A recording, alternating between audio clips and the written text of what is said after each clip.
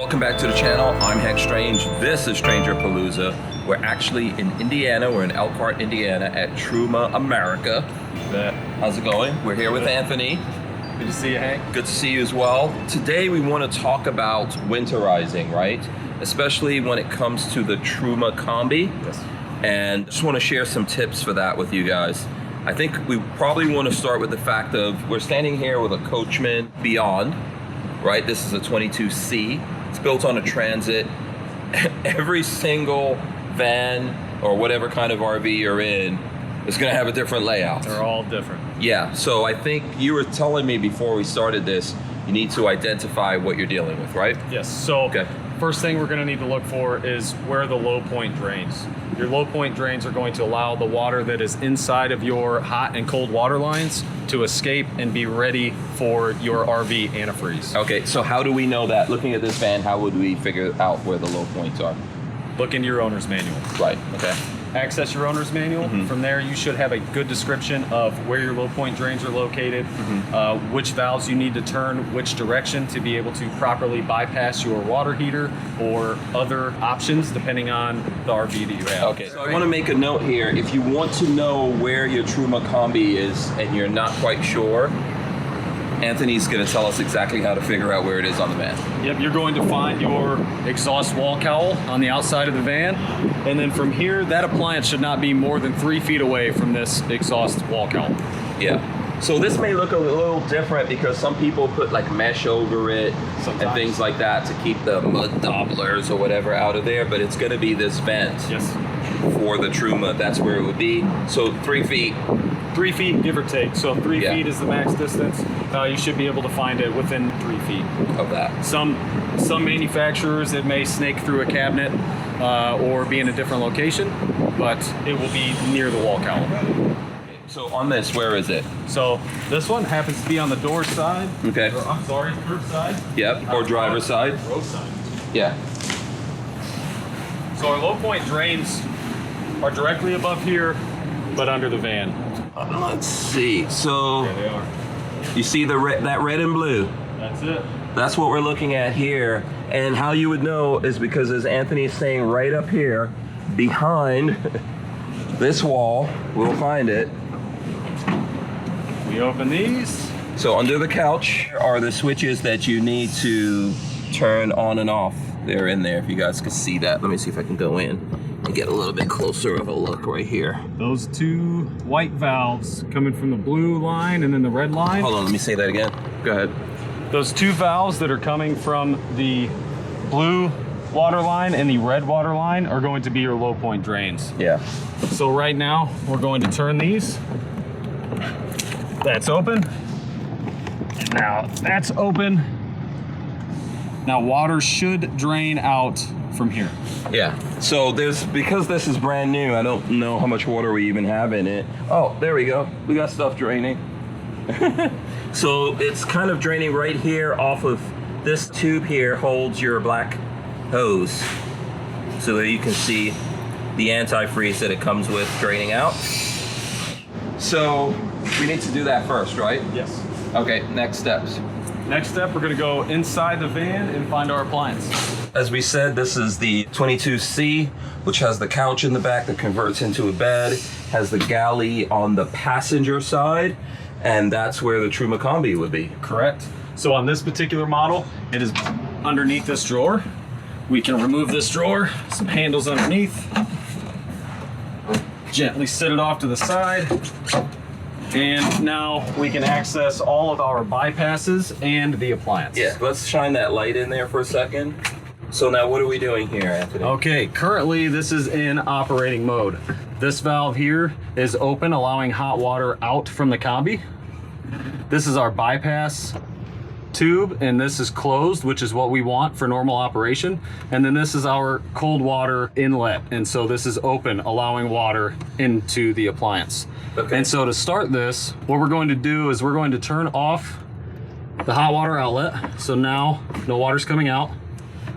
We are going to turn this into bypass mode. Now we're in bypass mode. And then we are going to shut off the cold water line to the combi. Now all of our water lines are ready for winterization. To reiterate this to people, the reason why you're showing people exactly what to do here is you don't want any of the antifreeze that if you're winterizing it, you're putting antifreeze in, right? Yes. So you don't want that going into the combi. Correct. You definitely want antifreeze to get into your faucets, into your sink P-traps, anything that is going to hold water over the winter. You need to have that RV antifreeze installed. Yeah, and I think you have an example of what you would use here. Yeah, so you were saying to me that it's a little bit different what the factory uses, but this is what someone needs to look for. This is what you'll go grab off of the shelf from your favorite department store. Yeah, and interestingly, you were asking, I think you said not too long ago it was about $3. It's $4 now. Is it? Yes. Yeah, prices went up. Yeah, just so you know. And you're probably going to need a few bottles of that. Yes. It usually takes, so on your larger fifth wheels, you may do about 1.5 gallons. A small van like this, you might only use half of that. Okay. But a lot of that is because on the Truma specifically, and also our AquaGo, we do not want that RV antifreeze in the tank. Yes, so just remember that, and that's why you're hitting that bypass switch. Correct. We are bypassing all of the water to and from the combi for winterization. Okay, so what's next steps? Next step is going to be opening all of your faucets to make sure that once they're open, we're going to allow air in and all of that water is going to drain. So you'll find every faucet in your RV. This one, we have a kitchen. I believe we have one in the bathroom. And then from there, that's ready. Now that we have opened these faucets, there should be more water running out through those low point drains. Yeah, so let's go take a look at that. And then you're gonna hit the bathroom one also, right? So at this point, it looks like everything's run out, right? There's not a lot here in the system. Okay, so now once you've got all of that out of the system, now what? Now that all of the water is out of your water lines and the combi is in bypass mode, we're going to drain the combi. Okay. Drain the combi, we go back to our low point drain for the combi. Okay. Also known as the pressure relief valve. Okay. I'll just close this so there's no backlight when we go in. Okay. Now that all of our water lines are drained, we come back to the pressure relief valve of the combi. So this is our water inlet, and this over here is the drain. Usually it is located nearby the combi. Some manufacturers it may be in a little different location. Again, check your owner's manual. And then we just flip that lever. That's it. So at this point, the combi is winterized properly. Okay. So whatever drains out there is also draining out our low point, low point on the line? Nope, it will not. So this drain actually terminates directly below the valve. Oh, so it'll be right outside. Correct. So there's a tube under the floor here. It just goes straight out. Even though we flipped that valve, that won't allow any more water to come out of those low point drains because we have this in bypass mode. Oh, it's okay. So we're not going to see anything here right now. And we You should not. right? Because there shouldn't be anything in there. Correct. So because this is a new RV and all of it came from the factory winterized, since I flipped that drain, this combi should be empty. And sure enough, it is. There was no water found in the combi. That could happen for lots of different reasons. It can happen. So now, when we want to de-winterize, I guess we're just going in the reverse, or do you want to walk through how someone would do that? If you're ready to start camping again in the spring and we're going to get the vehicle out and we're ready for water, we are going to make sure all of our valves are closed, or all of our faucets are closed. Off. Now, low point drains are still open. That's okay. We haven't added water yet. And so from here, get a light. We're going to close our pressure relief valve. Take this out of bypass mode by closing this valve, opening the hot water, opening the cold water. And then we go to the back of the van and close our low point drains. And from there, we're ready to hook up and go camping. Okay, awesome. So let's go to the back and just show that. Okay, so go ahead and go in. We are ready to shut these off. Turn that valve to the closed position and this valve to the closed position. And we will open our fresh water tank line. Okay, so let me see here. So you turn the two white caps? Yes. So those, the two white caps. Okay, and then which other one?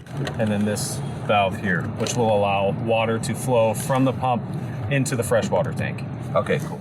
All right, so just to reiterate for everyone out there, Anthony, what are the important things to know? Once again, saying we just showed you what you would do if you have the Coachmen Beyond 22C, but you need to figure out what vehicle you have, right? Yes.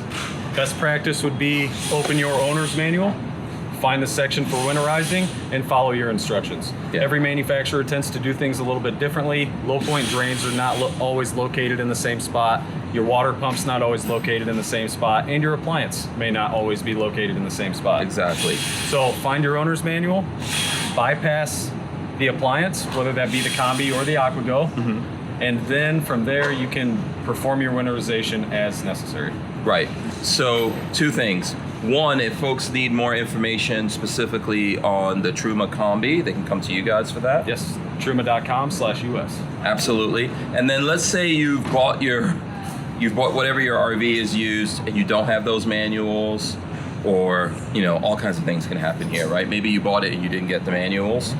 Just contact the manufacturers of this, right? You can contact the manufacturer. Generally, service centers will be able to help you out. Yeah. Or you can give our guys a call here, and we should be able to help walk you through some steps to give you a hand in winterizing your RV as well. Yeah, awesome. Thanks a lot, man. I really appreciate it. Thank you, Hank. It's All been right. a good day. Same here. So I hope you guys appreciate that. If you have any questions, comments, and things like that, leave them here. We'll try to get back to you. We'll get the folks at Truma to take a look at questions if we can answer it. And then also, if you have some other things maybe that we could focus in on for you, we'll do that. And like I said, if you want to see specific things, we'll have to actually get our hands on those vehicles and go through them to show you that. But at least now I know, because living in Florida, I've never winterized, dewinterized, or anything. It stays nice and hot down there. Yeah, it does. It does. All right, we're out of here. We'll see you guys on the next one. Peace.